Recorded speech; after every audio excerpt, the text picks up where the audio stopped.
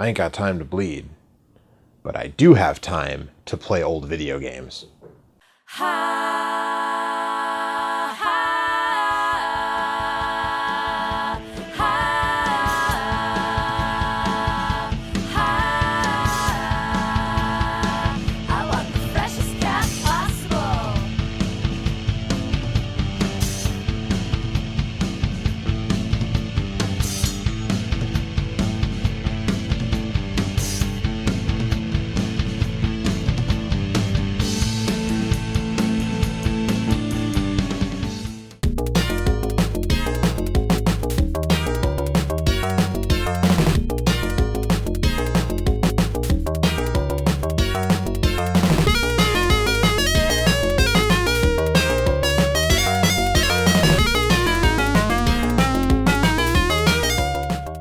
Hello, I'm Joe, and this is Same Name, Different Game. Shane Black's The Predator hit theaters this weekend, and I thought that made it a perfect time to talk about Predator games.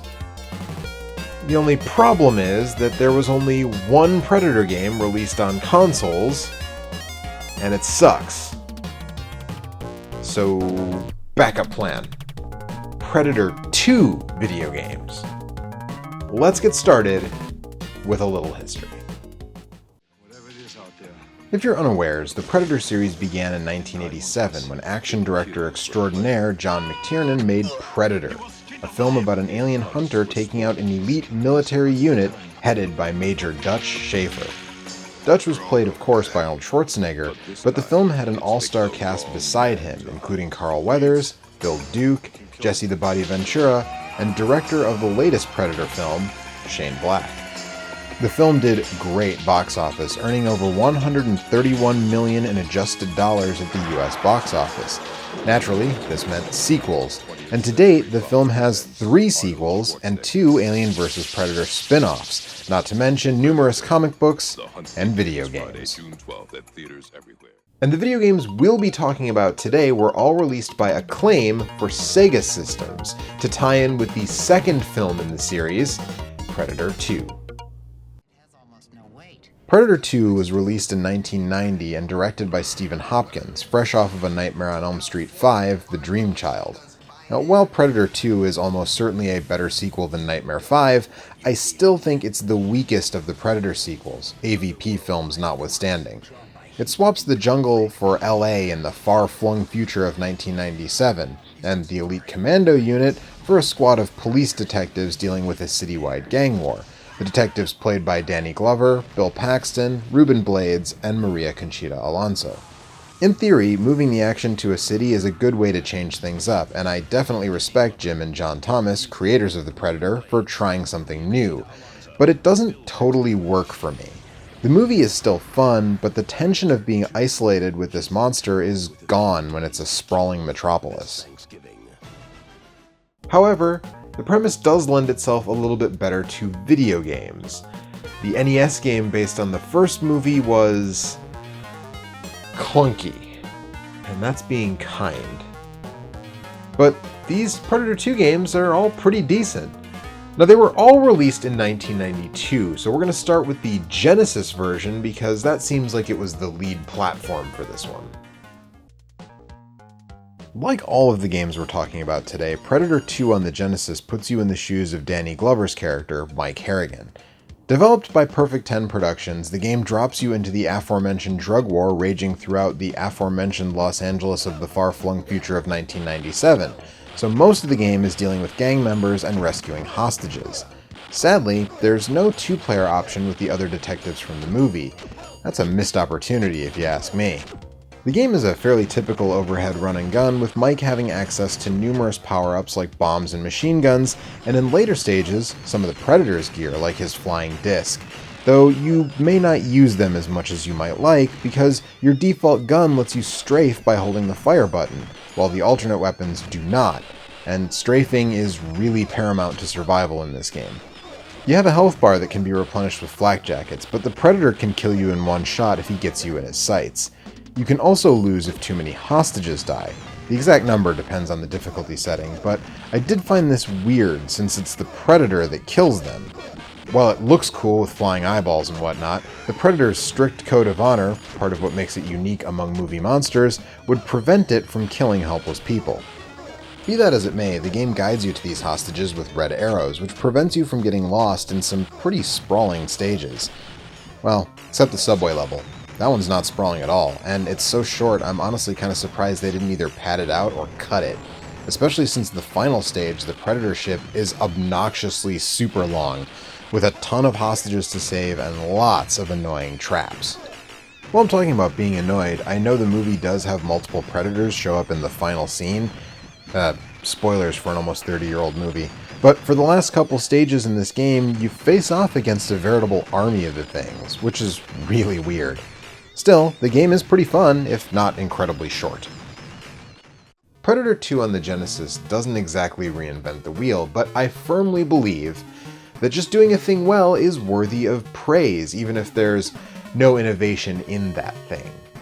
And speaking of not reinventing the wheel, let's go ahead and move on to Predator 2 for the Sega Master System, released only in PAL territories. And as a result of that, playing it on an NTSC Master System will cause some graphical issues, so be warned. If you're in North America and you play this game on real hardware, it will look like this. I honestly kind of stopped noticing after a while, though it's more prevalent in some stages than others.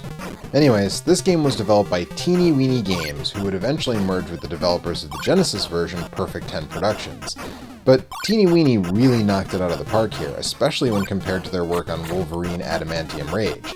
This is a licensed game that works, and, well, yeah, it's basically a downscaled version of the Genesis game, but it still has running and gunning to spare. This version is also pretty easy and short. I was able to make it to the final boss without continuing the first time I played it, but that's fine. It's still fun, and that's what really matters. The perspective is turned on its side here, no longer sort of isometric, and now it auto-scrolls instead of just pointing you towards the next hostage. You can stop the scroll by standing on the left of the screen, but you can't make it go back, and as soon as you move away from the edge of the screen, it starts moving again. Power-ups are mostly the same, though some work a little differently. The big change to mechanics is that strafing is gone completely, which makes some of the boss fights a big pain. Also, since the SMS controller only has 2 buttons, one switches your weapon and one fires, which isn't great. The Genesis game had a dedicated button for your default gun, then one for special weapon, and one to change the special weapon. Obviously, there aren't a lot of options for the Master System, but it's still not great. Also, let's talk about those bosses for a second. They are tedious. Not hard necessarily, but they all have endless regular enemies that pour in non-stop, making crowd control a big part of the fights, and many of the bosses are only vulnerable for a few seconds at a time, which results in some long fights. Still, it is a competent run and gun, and it also appeared on the Game Gear. First of all, forgive me. This is emulated footage, because for some reason the GGTV mod on my Game Gear just doesn't like this one game, and it, among all my other games, doesn't display correctly. But, as you can see, in the grand tradition of Sonic 2, Master of Darkness, and many others, this game is literally just the Master System version that has a reduced field of view due to the lower screen resolution. But also like Sonic 2 and Master of Darkness, this is the only way it came to North America, so if you're an American like me, and you played this back in the day, it was probably in this form. Ultimately, what we have here is 2 Predator 2 games that, honestly, I'm surprised they work as well as they do, especially given the state of licensed games in 1992, especially given the state of licensed games in 1992 when they were published by Acclaim. Yeah. So, let's do like we always do and take a look and a listen side by side.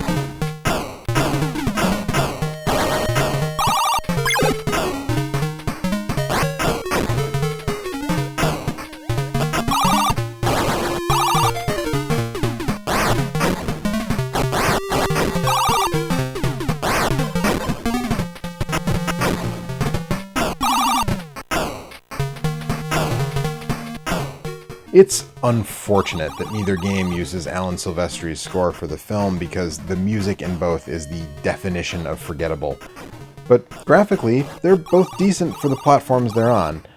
I would ultimately say the Genesis game looks best, though. And that makes it time to give the edge. And look, what we've got here is two good but not great run-and-gun shooters on Sega platforms, so I would honestly recommend checking them both out, the 8-bit version in whichever format suits your needs. But I do have to give the edge to the Genesis version. The gameplay's just a little smoother, and that strafing option really helps. But I have good news for you. All three of these are actually pretty affordable in the current aftermarket, in the $10 to $15 range, so, you know, if you want to check them all out, you're not exactly going to break the bank.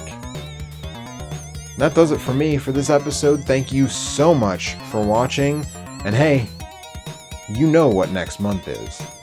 So, make sure to come back, because I'm going back to Capcom games for this year's Halloween special. See you then.